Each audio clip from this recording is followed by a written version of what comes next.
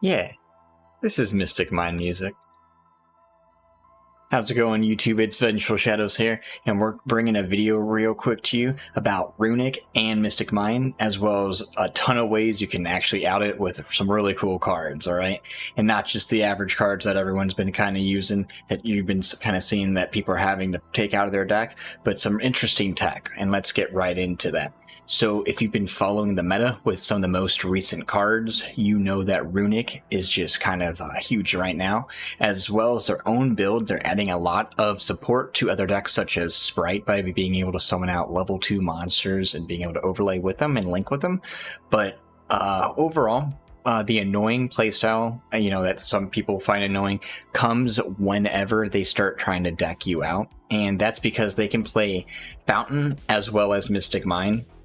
So there's a lot of harder ways to stop the deck because of them being able to negate your monster effects, blow up your stuff, and then being able to activate all their stuff, quick plays from their hand and then refresh for 3 and then stick you with the mine. So your average hand traps are not going to be, as useful. Like, don't get me wrong, Ash is good against the Fountain, as is the Ogre.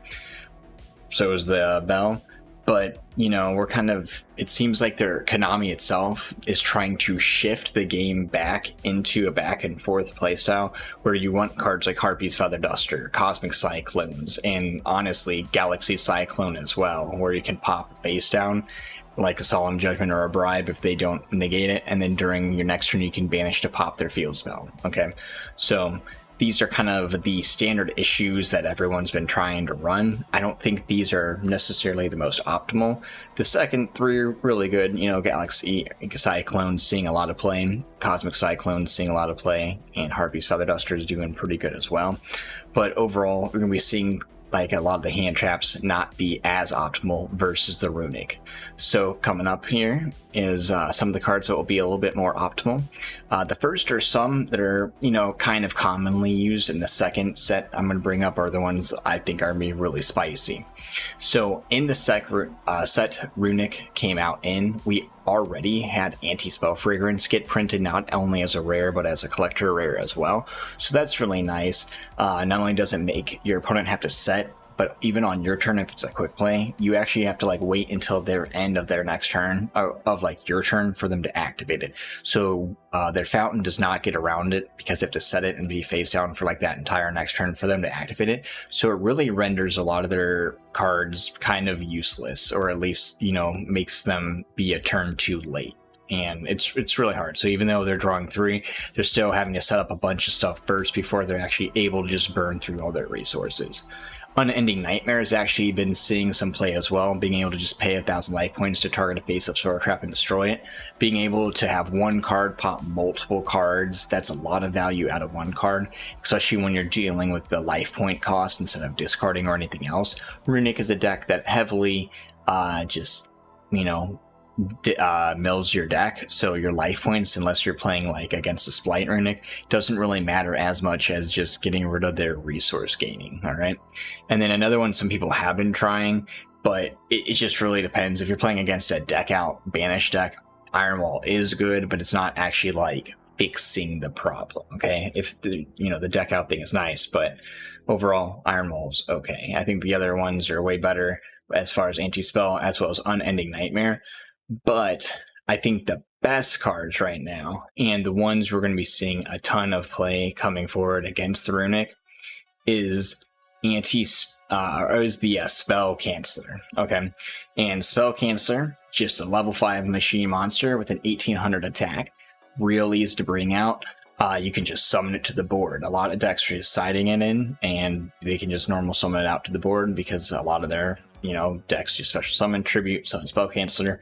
Your opponent's entire Runick deck is just shut down. Okay, their biggest availability to out it right now is if they somehow bring out their Fusion, the Fang, beforehand, that can actually switch your attack and attack and pop it. But right now, if they're not playing any outs in the main board, Spell Canceller is insane. Okay, and not only does it hit Runick, but it hits other decks as well. Like a lot of decks that are using things like Super Poly or even starters like any of the Pots or the Primevals for the tier elements. Even Sprite Starter, like Spell Canceller, is just a good card against a lot of decks. Not saying you'd side it against them, but it's a card that, you know, can even go against some of the normal decks right now on top of the Runick. But, you know, focusing on Runick, Spell Canceller is by far, in my opinion, the best card to fight that deck. Okay. Some ways to, if you're a Runick deck going against it, you know, you can always kaiju over it, use some traps in your deck, or, you know, be spicy Cyber Dragon into the Chimera tech against it. But that's just if you're Runick and feeling a little spicy. Some card I think that could easily be seen going forward. Like I said, Spell Canceller is insane, but if you yourself, you can't run it for some reason, AntiHuman Intelligence is really nice, because with the Runicks needing to recur their spells back into their deck to draw their 3, this is essentially a macrocosmos for spells and traps only. Okay, so anytime they activate a Runick card, it's going to get banished. They're not going to recur the 3 back. They're going to run out of resources really, really quickly. Okay, so I think AntiHuman Intelligence could be a card, you know, some people could be teching, especially some Pendulum decks. If you're a Pendulum deck going against Runick build, and you're just wanting them to cut off those resources, maybe think about AntiHuman. It's a 0/0 as well, and actually has a really nice monster ability that it's actually pretty decent. You can reveal this card in your hand, add 1 other Pendulum monster from your hand, or 1 card from your Pendulum zone to its owner's extra deck face up, and if you do, you can special summon this card. Okay, obviously you can only use one of those effects once per turn, and then if another monster's on the board is normal or special summoned while you control this face-up card, you send that monster to the graveyard during the end phase of the turn. So it actually has like a nice little stall ability, a way to summon itself, and then while it's in the Pendulum zone, it is all spells and traps are banished instead of going to the graveyard. Okay, next up, kind of fun, if you are going second against Runick and it's looking a little harsh, Typhoon is actually a pretty decent card.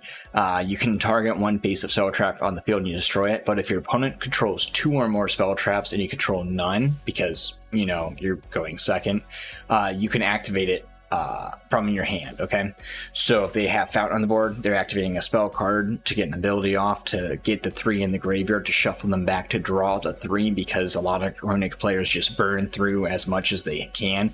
You Typhoon right out of the hand, hit the field spell, they do not generate their 3 resources, and honestly a lot of the time that's gonna kill it for them right there. That's the end of the game. They didn't draw their outs like the, you know, demise of the lands or the whatever brings out the mines, like the metaverses. Like they're just not drawing the resources they're supposed to be drawing. And yeah, at certain times you can be like, oh well, Ash Blossom's better and things like that, but Typhoon is going to hit things like that. They're going to hit the mine. You're going to hit the field spell. It's just really nice to not just negate the card itself, but to blow it up. Just get rid of it, okay? So Typhoon, especially when going second, is actually pretty decent against the Runick build. And last but not least, an interesting card, Closed Forest, okay? All beast-type monsters you control gain 100 attack for each monster in your graveyard. Insane. Broken. But no, field spell cards cannot be activated. That's nice, all right? And then field spell cards cannot be activated during the turn this card is destroyed. So essentially, you activate Closed Forest, they have no way of activating any of their field spells, whether it be Mine or the Fountain, and that is insane. That essentially just shuts down their deck altogether. If you can protect the Closed Forest, that's the one thing I always say about AntiHuman and Closed Forest, is the Runicks themselves come prepared with not only a monster effect and monster pop, but they have spell trap pops as well. So you have to be careful. You cannot rely on continuous things like spell fragrances even as well. Like I said, there's a lot of cards that are really good against Runick, but it just depends because they actually have teeth and can fight back, unlike your normal mine decks. So again, guys, this overall, I think are the best cards to fight against the Runick format coming up. And I'm not 100% sure if mine is going to get banned or not. on this list. Some people think it will happen, some people don't. I don't want to get into a debate, either or, but regardless, I think the best card, even with mine, is that Spell Cancer. So if you don't have them, definitely pick them up. And secret rares, all the other rarities, they've all gone up, but definitely a good card moving forward against Runick. So guys, if any of that is appealing to you or you got any information out of it, please do consider hitting that subscribe button. We also have a Twitter and a Twitch. Go check those out. But guys, stay safe. Thank you so much. We'll see you next time, all right?